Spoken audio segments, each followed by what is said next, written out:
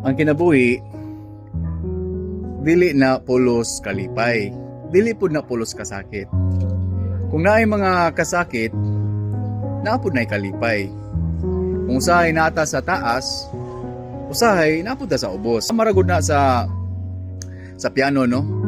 Kung kakita ka sa piano, naanay itom o puti.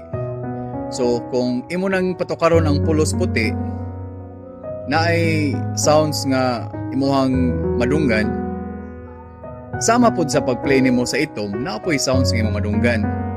Pero ang sounds nga imuhang madunggan sa pagplay nimo sa pulos puti o pulos itom, dili gyud sama kanindot sa sounds nga imuhang madunggan kung imong dunganon og play ang itom ug ang puti.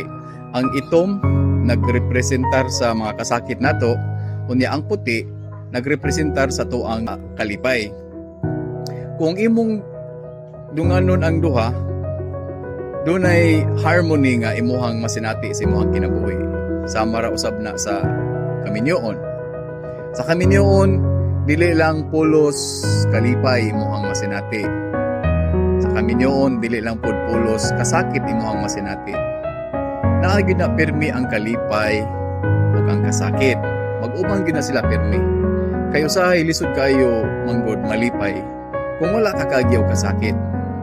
Lisod usab kayo ka maka-feel og kasakit kung wala kay kaagyaw og kalipay. So maka-appreciate ra ka sa kalipay kung ikaw mismo nakaagyaw og kasakit.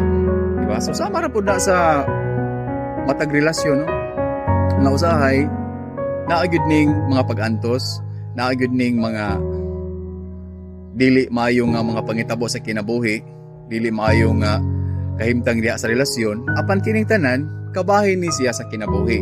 So kung adto ra ka mo tan-aw sa pulos kasakit sa imuhang kinabuhi, adto na gyud puruhan nga mo-surrender jud ka. Pero kung adto sa usab ka mo tan-aw pirmi sa kalipay nga imuhang masinati sa kinabuhi, kung maabot nimo ang kasakit sa imong kinabuhi, maglisod ka og dawat kay naa naman ka sa kalipay. So mas maayo gyud dong mutan-aw ka sa kalipay ug kasakit sa kinabuhi, di ba? Sama sa pag-eskwela. Sa imong pag-eskwela, kung imong tan-awon ang pag-eskwela, sama ra na nga naghawid ka og usa ka rusas, kining bulak nga rusas. Ang rusas naa gyud nay tunok, di ba? So kung imong hawiran ang rusas nga naay tunok, kung adto ka mo tan-aw sa bulak, makalimtan nimo ang kasakit nga imuhang nasinati sa paghawid niini sa tunok.